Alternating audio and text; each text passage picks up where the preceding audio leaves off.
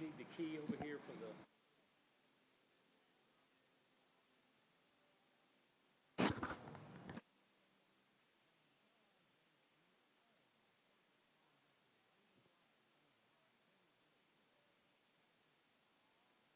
All right, it's 7 o'clock. If you'll stand, we'll be led in prayer by Commissioner John Boutwell. Let us pray. Our Heavenly Father, we thank you for Bedford County, the people, the beautiful land, and the opportunity for a bright future. We come to you tonight as a body of elected commissioners representing all the citizens of our county. We seek your guidance in the matters before us. Please give us a spirit of cooperation, listening to each other, understanding each point of view. May our decisions be the best for our citizens and be in harmony with your will. In your Son's name, amen. If you'll join me in the pledge.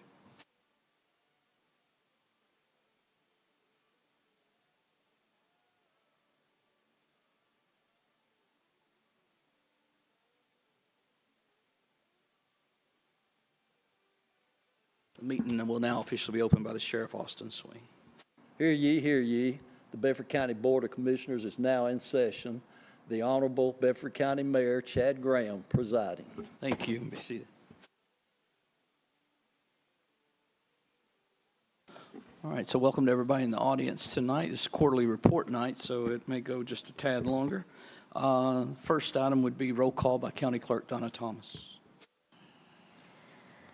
Commissioner Anderson? Here. Commissioner Boutwell? Here. Commissioner Boyett? Here. Commissioner Brothers? Here. Commissioner Epperson? Here. Commissioner Farrer? Here. Commissioner Hooker? Commissioner Johnson? Here. Commissioner Maddox? Here. Commissioner Neely? Here. Commissioner Pinson? Here. Commissioner Sanders? Here. Commissioner Smith? Here. Commissioner Adam Thomas? Here. Commissioner Mark Thomas? Here. Commissioner Thompson? Here. Commissioner Vick? Here. Commissioner Yockey? Here. 17 present, 1 absent. All right, so first item of business is the approval of the minutes from the March 12th. Make a motion to approve. Second. All right, any comments or questions? All in favor? Aye. Any opposed? All right, up next is public comment. I wasn't able to circulate through the crowd. Is there anybody in the crowd that wanted to speak regarding anything that was on the agenda? Okay, sir. Okay, it needs to be on the agenda, but push your button there and tell us who you are and He needs to sign that list, Chad. What's your agenda? say again. Where's the agenda at? It's right there for you. What's the item, sir, that you want to speak on? I'll tell you if it's on the agenda or not. Well, I don't know if this is on there. I can just update you. I've got a issue with McCormick Drive. There's no stop signs. Okay, that is actually not on the agenda tonight. Committee No, but would it's a be safety appropriate. issue for the Serve. county. Say again, sir. Safety issue for the county. Yes, sir. We'll take that complaint and we'll help you with that. I'll have somebody. John, can you get his information? The committee meets Tuesday night, where that would be appropriate for it to come to. It's not on the agenda actually for tonight's session. Is there anyone else wish to speak? And John will take your information and we'll see what we can do with that. All right, so next, no other comments apparently from the audience. All right, so first is under elections, notaries for April of 2024. Move to approve. Second. Okay, all in favor? Aye. Any opposed? All right. So next item is appointments, Board of Equalization. This is an annual appointment through Rhonda's office that we make, that we put forward. So the following names, and if you want to vote individually, we can do that, or if as a group, that would be acceptable too. Larry Hasty, Debbie Flippo, Reed Farmer, and Ed Kowalski, and Joanne Gaunt are the names that have been put forward. I'll make a motion to be voted by acclamation. All right, motion second. All in favor? Aye. Any opposed? All right, thank you for that. The Building Codes Appeals Board has laid dormant for a while, and we need to reactivate that. So at this time, I would like to put forward, there's 5 names for that. Mark Thomas, of course, the fire chief, Mark Clanton, which is the highway superintendent, Jeff Sweeney is our county building consultant, Judy Gamble is a realtor, and Tommy Johns, operations manager for TWB Middle Tennessee Welding. Move to approve. All right, motion second. All in favor? Aye. Is there anybody opposed? Understand that's all 5-0. All right. Next, Planning Commission reappointments. These are 4-year terms. There's 2 up for reappointment, Larry Hasty and Jay Graham for those. Move to approve. All right. Open for discussion, comments? All in favor? Any opposed? All right. So under presentations, none to be there. Next, under resolutions, we have Resolution 2415, and we need a motion to approve and Make a second. motion to approve. Second. All right, and so we're going to allow or ask Commissioner Boutwell if he'd like to read that actual resolution.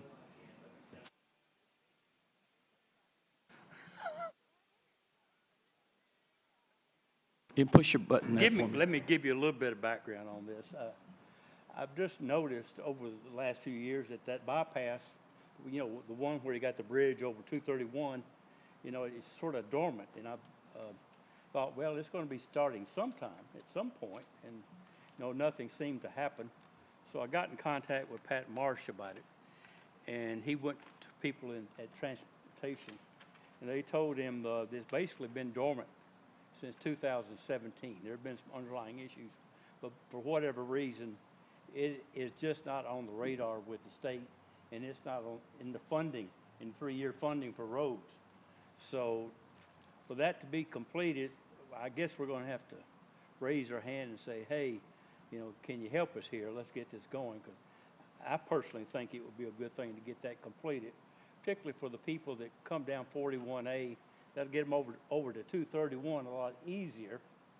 And 231 is basically where that's where all the commercial activity, particularly retail and shopping and restaurants and all of that type of thing is happening on 231. Plus, we've got all the additional things that are coming, like the MTSU school there, and the expansion of Uncle Nearest and the new TCAT. So just a lot of activity. So with that, I came up with a resolution to see if we can't get it moving. So I said, Bedford County resolution urging expedited completion of the Shelbyville bypass. Whereas the completion of the new Shelbyville bypass, State Route 437 from US 41A North State Route 16 to Highway 31, has significantly contributed to the mobility, economic development, and safety of Bedford County. And whereas the Shelbyville bypass was designed to enhance access to industrial developments within Bedford County and provide an alternative route for commercial traffic, thus relieving congestion in downtown Shelbyville. And whereas the ongoing expansion and development projects in the vicinity of the Shelbyville bypass, such as the new Cartwright Elementary School, the TCAT Shelbyville campus, the Uncle Nearest Premium Whiskey and Distillery expansion, Tennessee Downs and Auto Club track, and the Vanderbilt Bedford Hospital indicate a substantial increase in economic activity and population growth in the 231 Highway North area. And whereas based on the population growth trends, indicate a significant increase in student enrollment in Bedford County schools, necessitating the need for adequate transportation infrastructure to support the growing population. And whereas the completion of the Shelbyville bypass expansion from Highway 231 North to Highway 41A North would further improve traffic flow, enhance connectivity, and accommodate the anticipated increase in vehicular traffic associated with the aforementioned development projects and population growth. Now, therefore, be it resolved by the Bedford County Board of Commissioners, the Tennessee Department of Transportation, TDOT, is hereby urged to expedite the completion of the Shelbyville bypass expansion from Highway 231 North to Highway 41A North in order to accommodate the growing transportation needs of Bedford County and facilitate continued economic development. Also, number 2, TDOT is further urged to prioritize funding and resources necessary for the timely completion of this critical infrastructure project, recognizing its significance in supporting the current and future growth of Bedford County. This resolution shall be transmitted to the Tennessee Department of Transportation Commissioner Butch Ely, as well as relevant state and local officials, to express the urgent need for action on this matter. Be it further resolved that the Bedford County Board of Commissioners remains committed to working collaboratively with state and local stakeholders to ensure the timely and successful completion of the Sheville Bypass expansion for the benefit of all residents and businesses in Bedford County. All in favor? Aye. Any opposed? All right. I'm not Commissioner. opposed. I just have a question. Specifically, where are we wanting to tie on to 41A with that bypass? Any rough idea? Is it out close to the city, or are we just not worried about that at all? I think that's more for the Department of Transportation to come up with, but I keep hearing in El Bethel area. Who does this resolution go to? I don't want to leave Pat out of the loop on this because he was so effective on helping us with the other part. Does it go straight to him to go to? I was under the assumption we would send it to TDOT. We would copy to Pat and Shane as well as the governor's office. Is that acceptable to the body? All right. And is there anything, Commissioner Thomas, you wanted to? Okay. Yeah, that's what we're hearing too, is it's right in that target area around El Bethel. At one point, I thought they were saying close to where the Dollar General actually landed. So it may be just the Shelbyville side. Almost the farther out it goes, the more it's going to help us. See what I'm saying? Right. Where you wouldn't want it right close into town that would really move traffic that way. I was told it has something to do with the next leg of that over to 64 West. They're going to have to cross the river, and so there's some targeting associated with then how that road ought to, and again, the state decides that. That may never happen, but that 41A happens, that helps us big time. Absolutely. Commissioner Yaki. The other part of my question was, and John's resolution would be scanned into the minutes so that we have it in written form for us, true? Yes, and that's why we did a resolution, so we identify it and tag it. All right. Any other thoughts, comments? All right, then we're on to committees. So nothing to report under Rules and Legislative or Law Enforcement or Courthouse and Property Financial Management. We have Board of Education Budget Amendment number 3, and this was deferred from last month, and I have the Finance Director here if there's specific questions that didn't get answered since our last meeting. Move to approve. Second. All right, so we're open for discussion. Is there a specific question? Okay, all in favor? Aye. Any opposed? All right. The next Board of Education Budget Amendment number 4. Again, I have him available if there's a specific question. Make a motion to approve. Second. Okay, motion second. We're open for discussion. All right, hearing and seeing none, all in favor? Aye. All right, and then County Budget Amendment number 3. Move to approve. Okay, we're open for discussion. Commissioner Farah? Yes, sir. I have a few questions and a concern or two. I noticed that most of the budget was transferring or was expense of about $600,000. On line 6, I believe that $224,000 was increase was to go to the local health services. I was just wondering what specifically it was, and whether those issues or thoughts were even discussed at the Budget and Finance Committee. And the other one was the $450,000 of economic and community development, which when you combine those two, it's a little over $600,000. Which, if you look on down, it looks like the restricted fund balance is down to 3,000 something.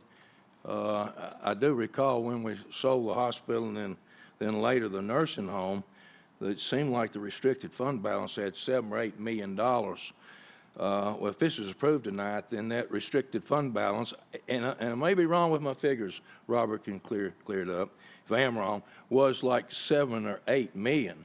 And it seems like it was that way for several years. Now, the last few years, it seems like, I don't know if it's in April or May, it's right at the end, we're passing measures, and we might need the money. I don't know if it's been spent, well spent or not. But it's down from 7 or 8 million like 8 or 9, 10 years ago. So if this passes, it goes to 2.5 million. Now, at the time, and it seemed like 10 years ago and going forward, Robert was always stressing that we needed to keep that restricted fund balance high so we'd keep our credit rating up and we could borrow any amount of money we wanted to and finance it. But, and maybe he can clear us up, maybe there's some more money somewhere and it's not going to be 2.5 million. But I've got a concern that we've run this down, and two things, that it's about depleted, and secondly, I don't know how transparent that is by passing stuff through a budget amendment at the end of the year, which is nothing wrong with that. But obviously, we've spent $5 million at the end of these years, the last 7, 8, 9 years, on something, and it's coming out of restricted fund balance. Of course, we know we have to keep the other balanced. So maybe Robert can address that if you don't mind. Is there any objection Yeah. to Robert? Okay, Robert, please. Okay, the fund balance that we preserve is that beginning fund balance there. That is the regular fund balance. Restricted fund balance consists of 3 items primarily.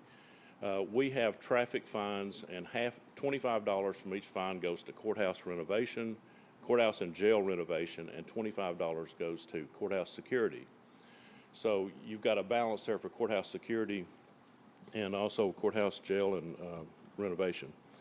And then the other part of that is opioid funds. We received opioid funds before the year ended. We didn't have any guidelines on how that was to be spent, so it went to restricted fund balance.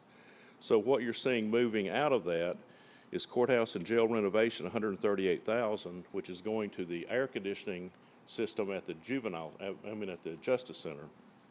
The jail renovation of $237,000 is actually courthouse renovation. It's for the lighting system outside this courthouse that's been discussed, and we bid it, but we can't do it until we amend the budget for it.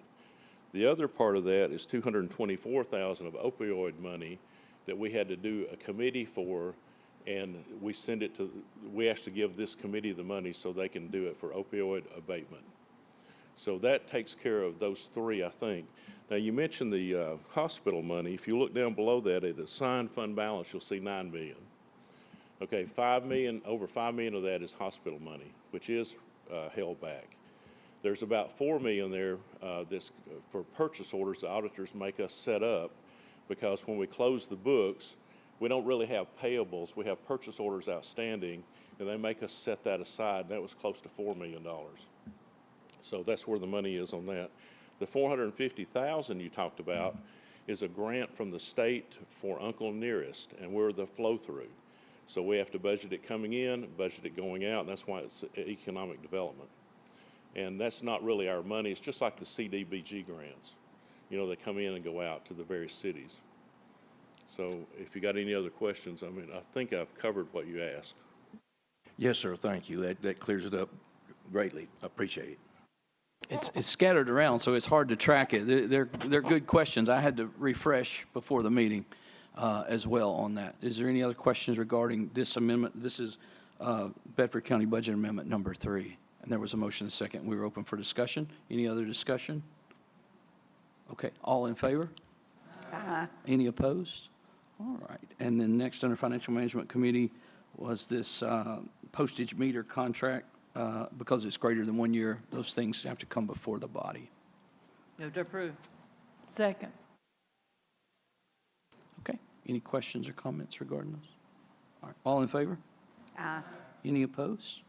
All right. Well, we're on to quarterly reports. Clerk and Master, I don't believe he's here. I think he may have even been out of the office the last day or so.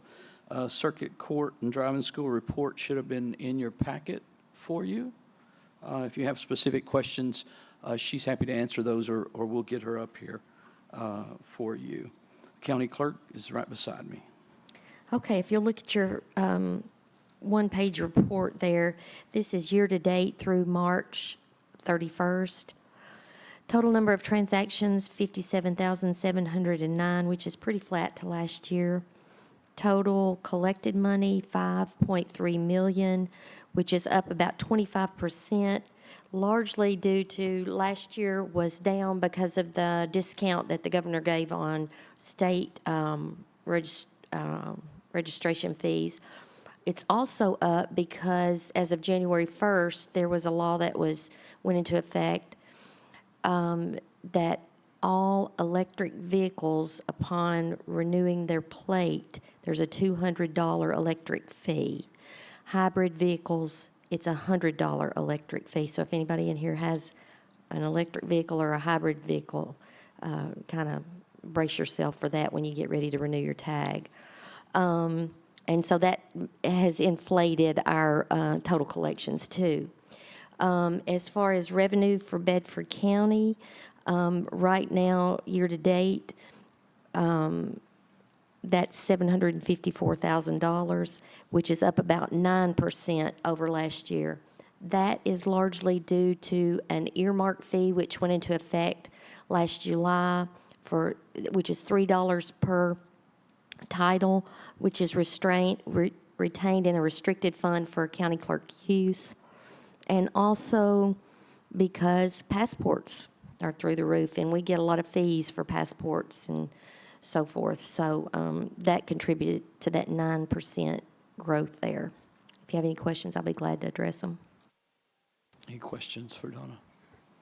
Thank you for that. Now, this new EV tax, I guess you would say, this came through the state. This was not a local decision.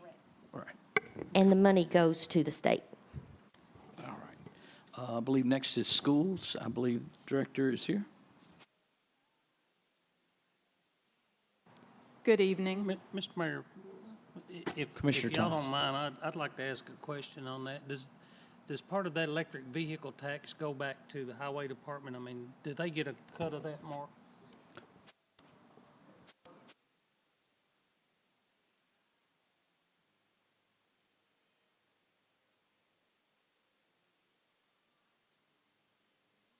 So if you didn't catch that, he said new gas tax passed that distributes that to all 95 counties, knowing that EVs are coming and they're not paying fuel tax, but they're still wear and tear on the roads. I apologize for that, but sometimes it takes a little while for it to sink in for me. Yeah, well, we're seeing more and more of those vehicles, and we've been watching that effect of electric vehicles, and they were trying at one point to decide whether it was going to be an IRS tax whenever you filed your taxes to recover funds, but I guess the state ultimately is going to do it through clerk's office to pick those funds up. All right.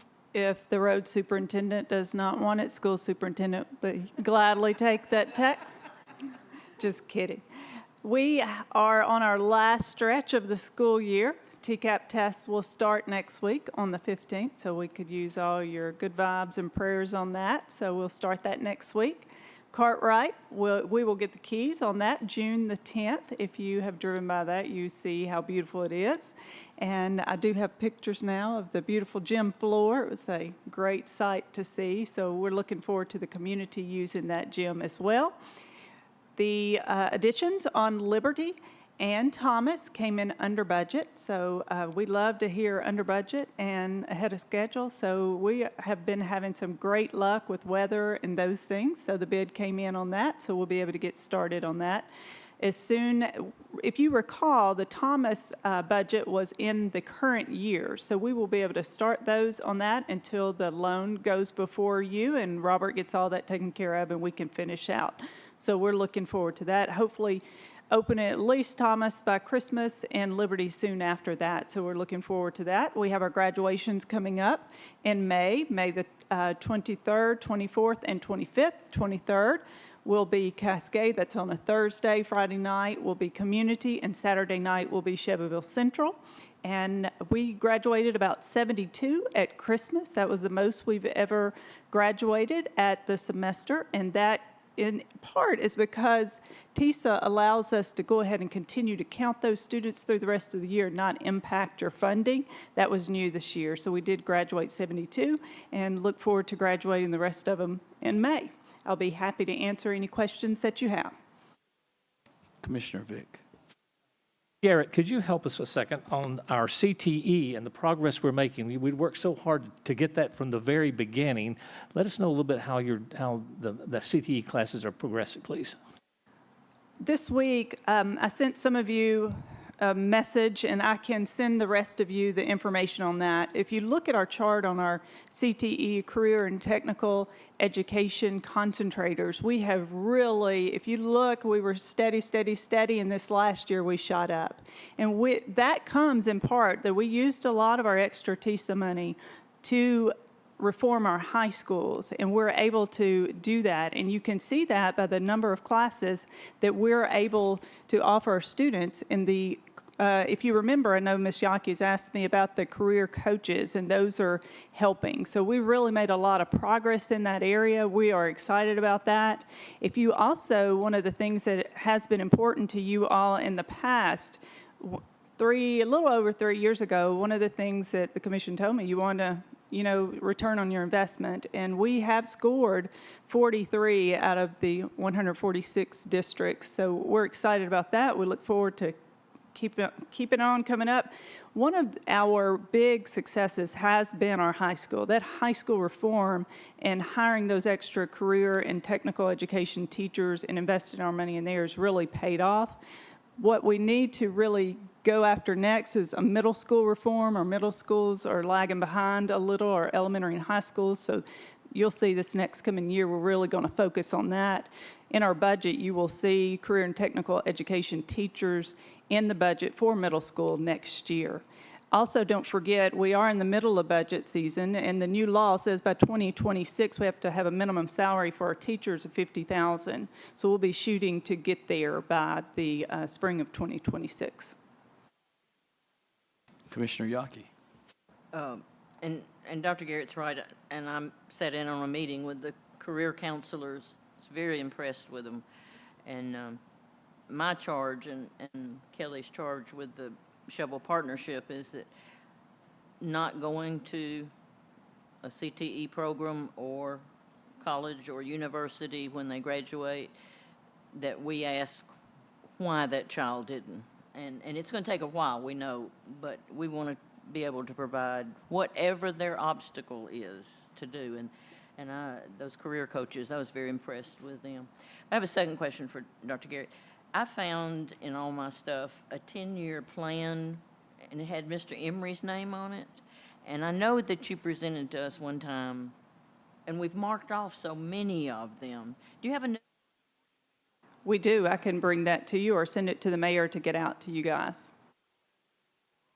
We've really made a lot of progress on even that plan as well. So I look forward to sharing that with you. Other questions for education? Thank you for all you're doing. Just like to... Absolutely, thank you. I do want to say that with our growth money, we got $2.6 million is what we're anticipated to get before June of our growth. That's the first year that we've been able to get that kind of money.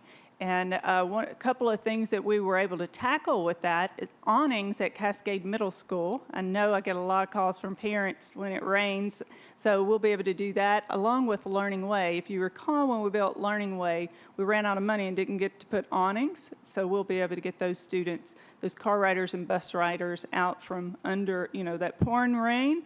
And also the HVAC system at Aiken. If you've ever been in there and listened to the air conditioner, you can't hardly teach and hear, so we're excited to tackle that project as well. All right, thank you. Next is economic development. I believe Shane Hooper is here.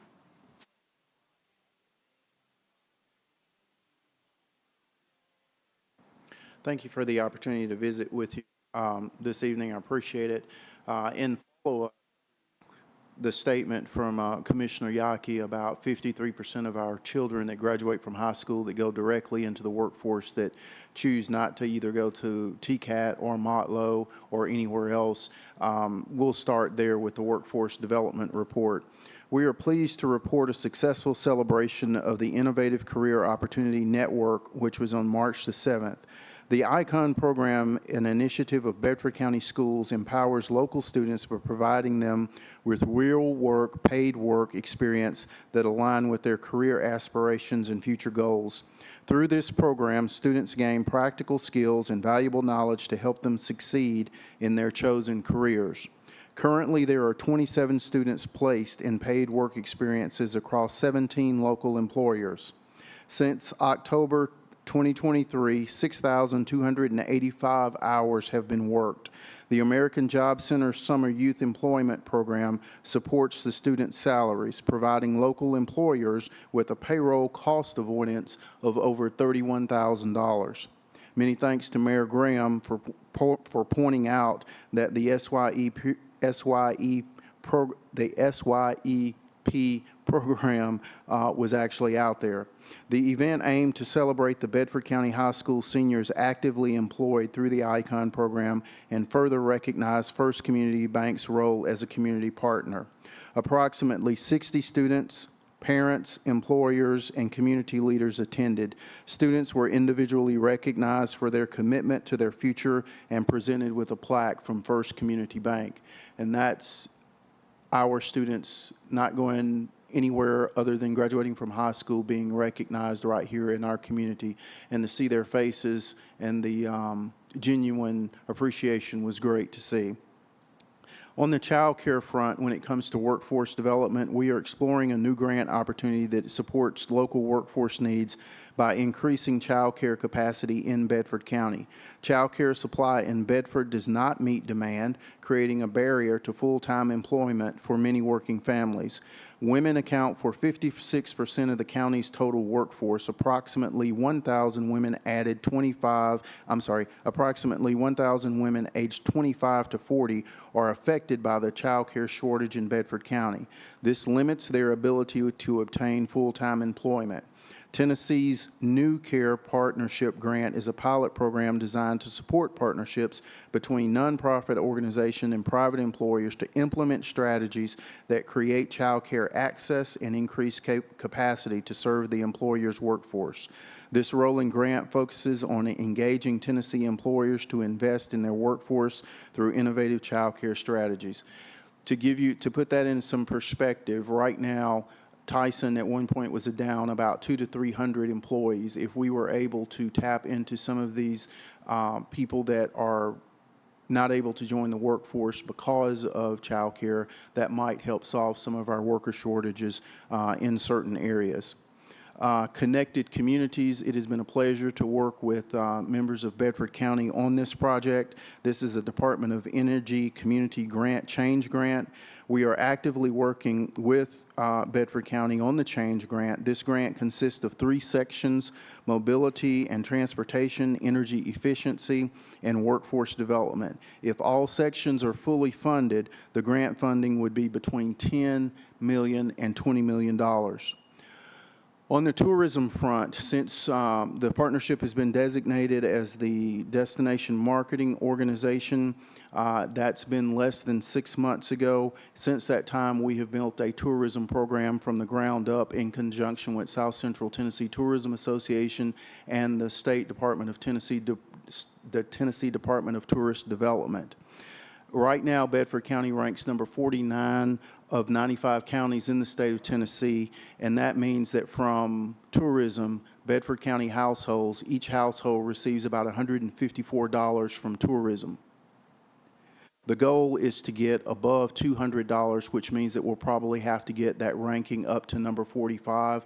But with the programming in place and some other things that are going on, I'm confident that we can add to that number and get Bedford County citizens, each household, more tax relief from tourism participation.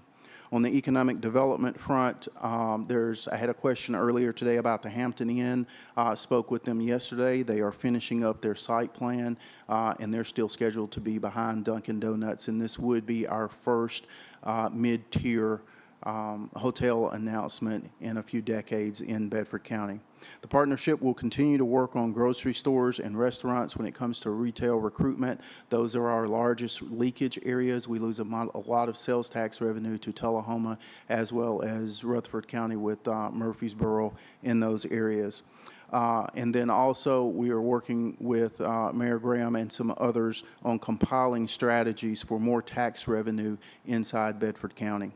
And then finally, the Chamber is part of the Shelbyville-Bedford Partnership now. We're pleased to announce that over the past 2 weeks, we've been able to revamp programming and events. We have a focus on value to our membership. Financial classes that are being taught by our local financial institutions have been added. Networking opportunities with regional chambers have been added, and that's evidenced by our recent business after hours with the Rutherford County Chamber of Commerce, and I think we had over 200 people that attended that business after hours. And then also, many of you have had experience in touch with Leadership Bedford over the past 6 months, and just want to remind you that Leadership Bedford is part of the Chamber, which is part of the partnership now. And with that being said, we're very pleased and honored to announce that Dana Rodriguez is now our Director of Chamber Operations. Dana Rodriguez. All right, yeah. Hometown girl, Commissioner Yaki. That's what I was going to say. She's of the house and lineage of Sonny Ferguson and all the Bobos in Lynchburg, and so she has all the credentials. Absolutely, we're honored to have you. Welcome aboard. Elections, I don't believe Summer is here. Highway Superintendent, I see him.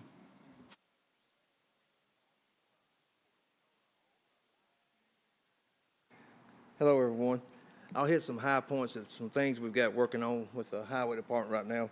The first thing, if you look on your quarterly report, the governor's transportation bill that we talked about last year at budget time, where the governor give Bedford County Highway Department $3.1 million to put into roads. We have started that process. We've already done Nashville Dirt Road that cost about $1.3 million. We'd like 3 more roads to get our $3.1 million done. Those will be started. The weather has messed us up a little bit. We were supposed to start those last week, then it was going to move to this week. So hopefully they're starting coming Monday or the week after next, depending on the weather situation. But the first road we'll be doing is Fairfield Pike. The second road we'll be doing is Horse Mountain Road over to 269 in Wartrace. And the third road is Gant Road down in the Wheel area. So those will be the next roads we do with the governor's transportation bill, and that will take 100% of that money at that point. We're also working on our paving schedule for the regular county roads and oil and chipping roads, so we've got that out. Those will be sent out and be put out on my website for the Highway Department for everyone to see what roads we have in our plan. One thing that we just started is I have started a vegetation management plan. A lot of big words, Jason. I can't say a lot of those. But what I've started to do is it's a stunt growth for roadside spraying and mowing. My tractors run the 685 miles of road that we have to do. It normally takes them 6 to 8 rounds a year, which that puts them in a lot of safety situations. They've been hit. As Commissioner Thomas can tell you, he knows about some of those things. This will hopefully save a little money, give me a little extra help doing some road patching, some odds and ends stuff, hopefully over the next couple, 2 or 3 years, once that gets in place. But it should cut our mowing down from 6 to 8 rounds, hopefully to 3 to 4 rounds a year. So that's going to be a huge savings, fuel savings, tractor maintenance savings that we're going to do at that point. We've already started the first spraying, and it's working great right now. It's not a kill. It's environmentally approved, same thing that TDOT uses on their roadsides and interstates and all, and I've been watching this. It's been on the ground now for about a month, and this grass hadn't grown but maybe a 3/4 of an inch of what I've mowed so far before we've sprayed it. We've done 200 miles of the 685 miles is what we've sprayed. So so if you hear anything about that, just give me a call. I can give you any information that you need. Horse Mountain Road, TDOT's redoing the bridge out there. Those plans have already been sent to TDOT Structural for approval, so that should be moving forward hopefully the first of next year. That's what we're hoping. Since we're still on highway, I passed out an informational thing that I've put on everyone's desk It's just an informational thing, so if you get questions from your constituents or anybody asks any questions about how the highway department and how the road superintendent picks the roads we have to do, this is a good, I think, I'm not going to really talk about it too much tonight because there's a lot of information in there. I would ask you to read that, and if you have any questions, give me a call and I can walk through it with you, and it ought to help you answer a lot of questions for people who want to know about their roads. The next thing is solid waste. We are in the process right now with the mayor and our IT of setting up the safety cameras that y'all have approved to put at the centers, 3 of the centers. That is still in operation moving forward. Hopefully we'll have those done by June 30th, we hope. Is that good enough to say? All right. So we've got that moving forward. The other thing about solid waste, of course, everybody knows Bedford County is a member of ISWA, where we get a good cut tipping rate for our disposal. Our contract is coming up in about a year to 14 months, somewhere in that ballpark. So we are moving forward. ISWA is moving forward to rebid, so that's going to bring on some issues for next year. Mr. Chairman, may I ask Superintendent Clanton a question? Sure. You have been telling us for the past 2 years to be ready for this, that because of the landfill up in Rutherford County, that's cut down the competition, and when competition goes down, then the price goes up. And you have been telling us that we're increasing the volume. So what we're afraid of is if this new contract is going to be an expensive proposition because we have to do it. So what are your thoughts on this new contract? Don't really want to spook you a little bit. We're good for this budget year that we're working on, but going into negotiations next year at budget time, the mayor and myself have already talked about this. The possibility that our rates for disposal could go up somewhere in the ballpark of anything from $250,000 more a year, all the way up to about $350,000. I'm going to give you those numbers because that's sort of what I'm anticipating. Let's just hope it comes in less than that when everything gets rebid. But with the trash situation and the disposal rates that we have all around us, everything is going slim to none to get rid of household waste that everybody has at these centers and household waste. And that opens up the market. So whatever your fee is to dispose at this point in time, you can almost guarantee it's probably going to go up 25 to 50%. Hopefully it won't be that bad, but I'd rather come in here and give you a better number when it does happen, but I want you to be prepared because I don't want to have a shock syndrome if I come in and say it's going to be $250,000 more dollars that you're going to have to come up with to put in your solid waste to keep it moving at that point.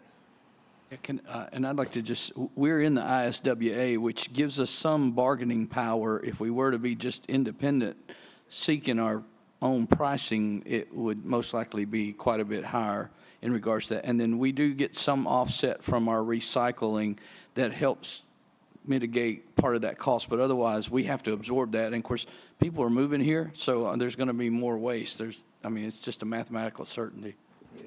Since I've been in office for 5 years and running the solid waste department for the mayor and yourselves, our tonnage has picked up right at 1,100 to 1,200 tons a year. And this year, it looks like we're probably going to go up about 500 more tons. So when I took office, we're somewhere in the ballpark of 9,000 tons a year. Right now, we're all over 12,000. We're probably over 12,000 this year. We're probably closer to 13. All right, is there questions for Mark? Commissioner Maddox. I appreciate the report. Thank you for being here tonight. I noticed that you purchased truck snow plows to be installed within the next 6 months. You and I both know back at the first of the year, it was, wow, what an event that happened across the county. How many plows are we looking to buy for?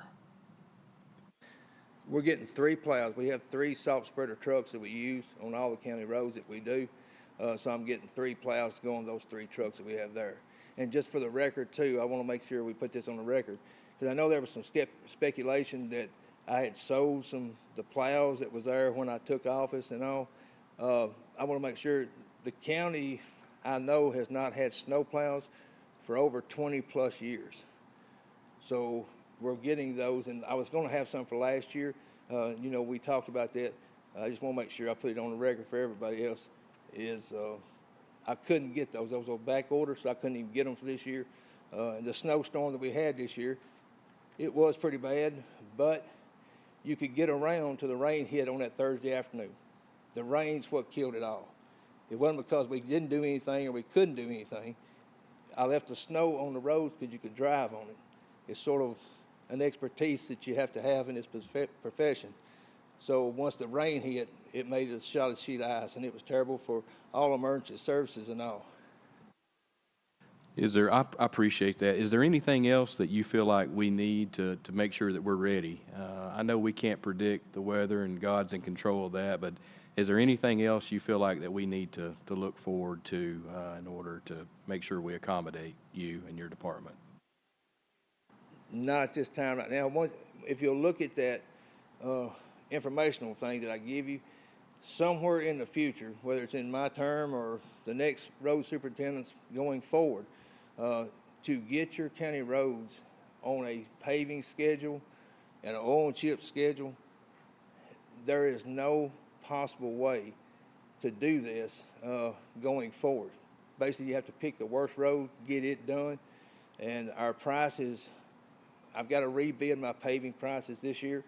Those paving prices, under all circumstances that I think we're going to get, are probably going to go up another 20%. So every time you rebid, you're probably going to have, for road work and paving contractors, every time you bid in every 2 to 3 years, those prices are going to go. So those numbers that you have are based on the numbers we have now. Those numbers are going to be ancient in 6 months, basically. And we discussed this, to get on a rotating schedule that would have some system to paving and oil and chipping. How many million were we thinking we were talking about per year more than we currently spend annually? Right now, since I've been in office, the 6 cents that I got when I first took office, and then thank you for the other 3 cents that I got a couple of years ago, it's very appreciative. But what I have done is, with the tax rate that the citizens and the county commission gives the highway department, every single penny of that 9 cents that you budget for the highway department, every penny goes to road paving only. It doesn't go to oil and chipping roads. It doesn't go to litter pickup. It doesn't go to buying equipment. It doesn't go to anything else but road paving. That takes, the tax rate's about 1.1 million is what the highway department gets. I've been putting at least $500,000 more of that every year I've been in office. So we've been spending about 1.5 to 2 million, depending on what years it is, to get it to get all the county roads on a 20-year cycle. So every 20 years you're redoing the roads. It will take 3.3 million a year spent to get your roads where they're on a 20-year cycle. And that's all asphalt or oil and chipping. The lifespan is 15 to 20 years. I've got some roads that haven't been paid for at least 30 years that we're trying to catch them up. And how much is it per mile to asphalt right now? Right now, it's close to $130,000 a mile, what it takes to pave 1 mile of road. And that's striping, getting them prepped, getting them ready, but they're right at $130,000 a mile. So you can do the math, and I've got that in those packets that I've given you. You times that by 685 miles that we have, that number's sort of mind-boggling. Yeah, so 1.3 million will do about 10 miles of road a year. Yes. All right. Any other questions or comments for Highway? All right, thank you, sir. Property assessor?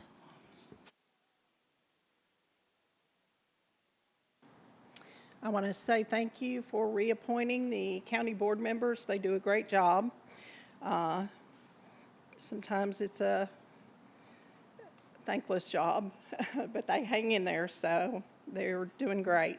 We're in the middle of our personal property time. We've sent out a little over 2,000 personal property schedules. We're in the process of working those. We should be complete in May, and on May 20th, the assessment change notices will be going out to anybody whose property has changed for any reason. New houses, additions, they've maintained their home, so they'll be getting notices in May, and then we'll have county board starting June the 3rd. It's the first Monday in June. So we'll have those hearings.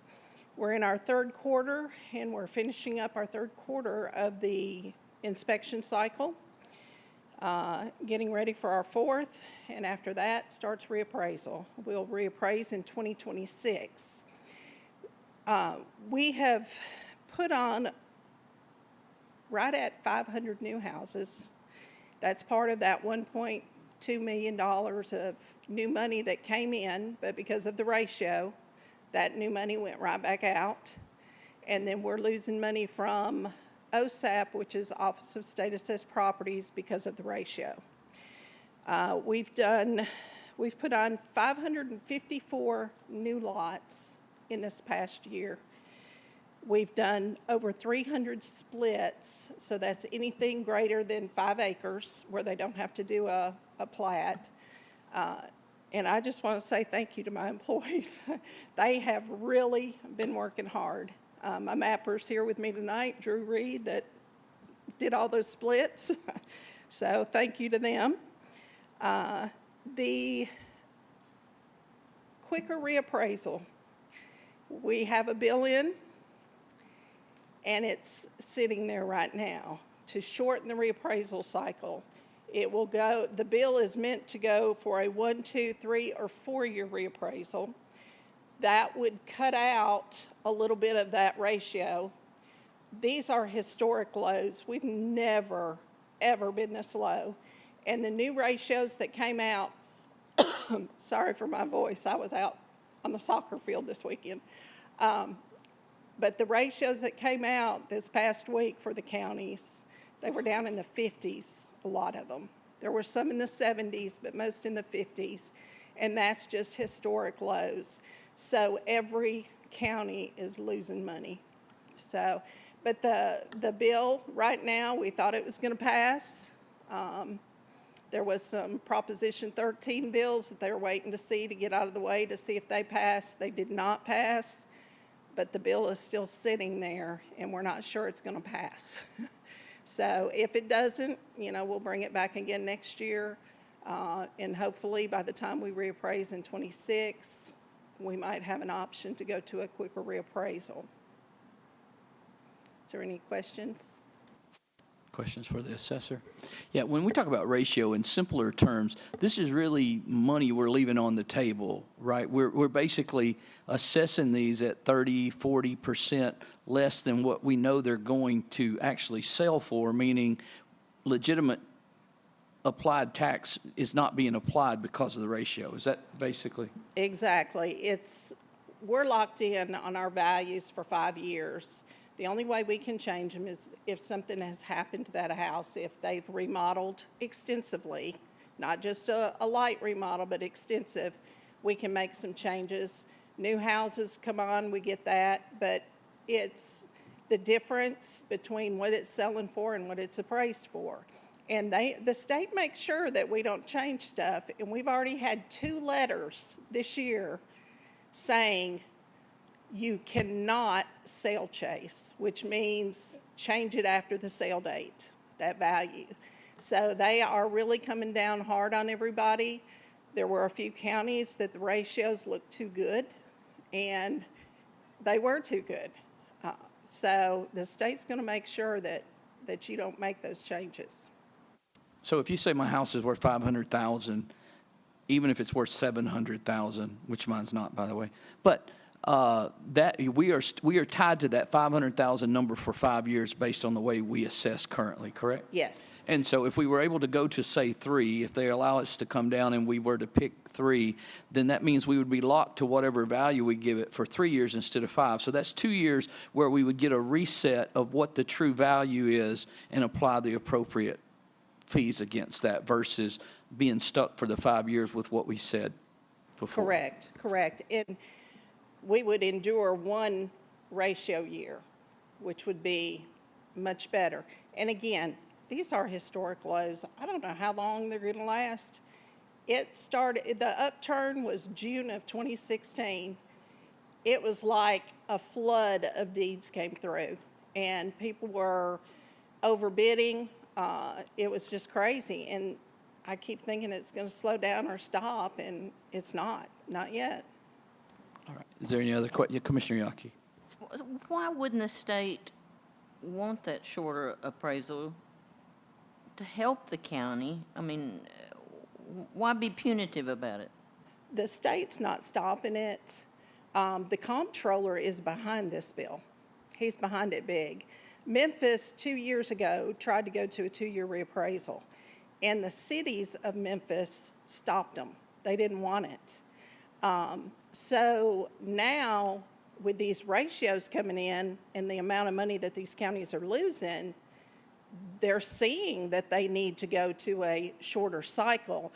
But you've got to, you either go to a shorter cycle and pick up more manpower for the review cycle to match it, or you sever the inspection cycle.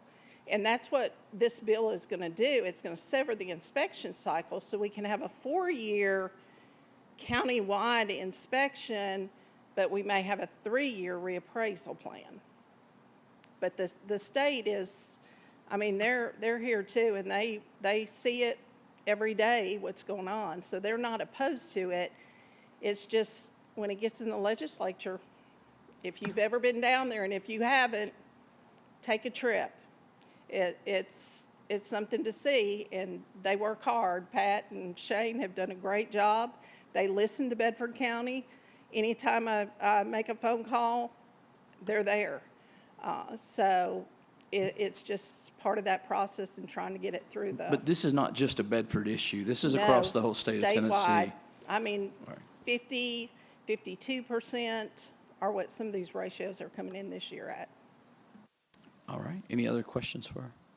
Just one question. On our personal property valuations, I think you're working on those.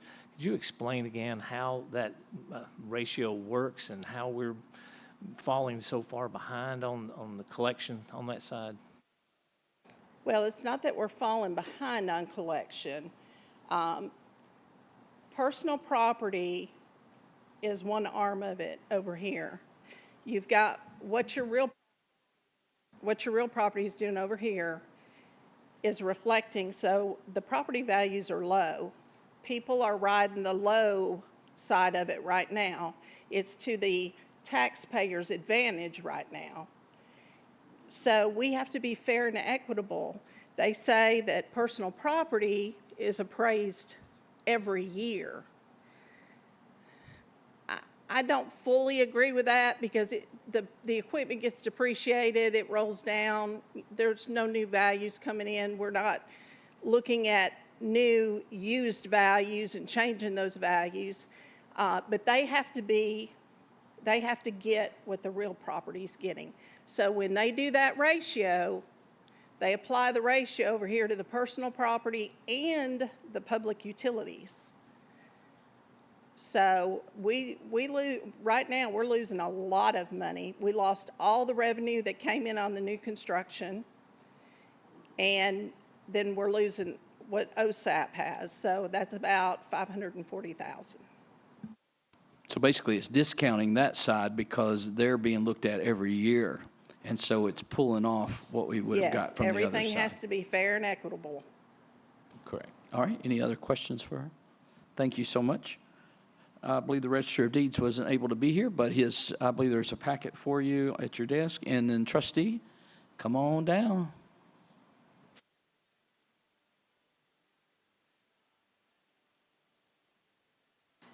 Okay. Since I'm the last one, I'll be the Lone Ranger here. I'll take it on home pretty fast. Of course, we still are 3 months out of being our year end. So that first sheet is just going to basically be your financial balance sheet with your assets and liabilities. We will, in the last quarter, year end, give you a full annual financial detail trustees report. Your next pages are going to be your current property taxes and your priors. You will also have a side package report that by law, TCA law, this is anything, and this will be the 2022 delinquent personal and real property that was turned over to the court. Our parcels were 24,442 after our rollbacks and pickups. What was turned over, looking at this report, was 493 parcels, which means only 2% of the total parcels were turned over to the court. If you'll look at that on the very back page, it's going to show the 493 bills. It's going to show the amount billed, which is your base tax. Then you're going to have a tax relief amount of $522, which the tax balance is going to be the $321,276.60, and that middle number, $321,276.60, is actually the tax balance. But like I said, that was 2% of the total parcels on 22. The next is going to be your LGIP main account. It's going to show your interest. Let me get over here real fast.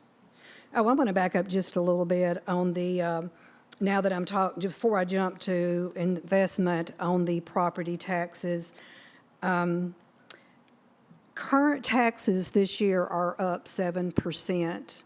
The prior taxes are up 49%. Last year, well, the 2022 total billed to be collected was $32,156,304. That was $6 million more in total from 2021. With these numbers, also, like I said, we've got the second notice going out for the 23s, so we are still very active collecting. So like I said, the June last quarter, then I will be able to give you the real true numbers for this year. But this is trying to giving you a little bit of pathway of where we were exactly this time last year. Now the LGIP, and you can see the average earning rate on that. And this also, just remind that this is a debt service 151 where this interest goes. You see the interest, of course, in 23-24 has certainly come a long way from the previous year. The opioid funds, that's just going to show the interest, what we've collected on that particular funds. And that does go in the 151 OP special. We're going to move on to the mixed drink, City of Shelbyville. When you look at this report, you're going to see that the date 1/26/24 of the City of Shelbyville, that there were actually two payments made, the November and the December payment. The 2/24 January, that's a January payment. Just a little reminder that the city does go to the 141 50% split, and from our state, it goes to 101 General 141 General Purpose School. You'll have a report in there at Archives just to keep everyone current of the collection from Archives with the different departments. The sales tax collection, of course, this information is based on the Department of Revenue and comes straight from that breakdown of the allegation from the state. That will be your county local option, and that will also, I know at one time, Commissioner Gregg, you had asked for the online out-of-state. I do continue to keep that. I do like to look at those numbers myself, and that way, and I would be glad to take it out of the package, but I will keep that current. Tax relief has been a very good, growing year. We have certainly, by the county investing in the most vulnerable, we have seen, and I could tell some tremendous stories about the stories of our elderly and just the impact this has made. It doesn't seem like a great number in the average of pay, but for the county, that match from the county really brought that back up, that they still could see the difference, and they were so appreciative. But I do make sure they understand that this was 18 commissioners in county business that got this done, and the mayor, thank you. How many participants we have? About 800? We are a little over with the deceased. It kind of averages out. We'll hit 750, 770, and then of course our deceased. Some that has to come off. They have moved or sold, but we're averaging about 725 to 740. So, and that's kind of a comfortable place. Right now with. Right, and that's kind of the property vision owners. that we saw on the starting of it. Right, and that's our property owners, the low-income elderly that are That is- distressed, that we're Yes, actually that was giving the- back to them specifically. Yes, that's the most vulnerable, the elderly. The elderly. We will attend July, the updated tax relief training. That's where we'll get all of our new numbers and any law that has changed. Of course, I follow closely to those laws just in case it affects any county, our county, that we try to be proactive in knowing what's on the hill and what's what I call brewing a little. So next report, we will do a year in, and you'll get all the big numbers and what's happened in county business in the last year. Do anyone have a question? Questions for Tanya? Thank you for your hard work there. All right, so that gets us through quarterly reports. Other business, we are going to need to have attorney-client. We do not think there's any reason that we would need to recess. We could adjourn, but it'll be up to this body if you want to adjourn or recess at the end of that. Under announcements, Marshall Blackburn will be visiting Friday, April the 19th at 9:15 at the Cooper Steel Arena in the Hall of Fame room. And the May Chamber Luncheon, I will be speaking there on Tuesday, May the 7th, 11:30, talking about county business. So I encourage you to come, or anyone that has any questions. I don't want to be the only one there, so maybe some of you show up. So, all right. Are we in agreement or comfortable with adjourning, or do you want to recess?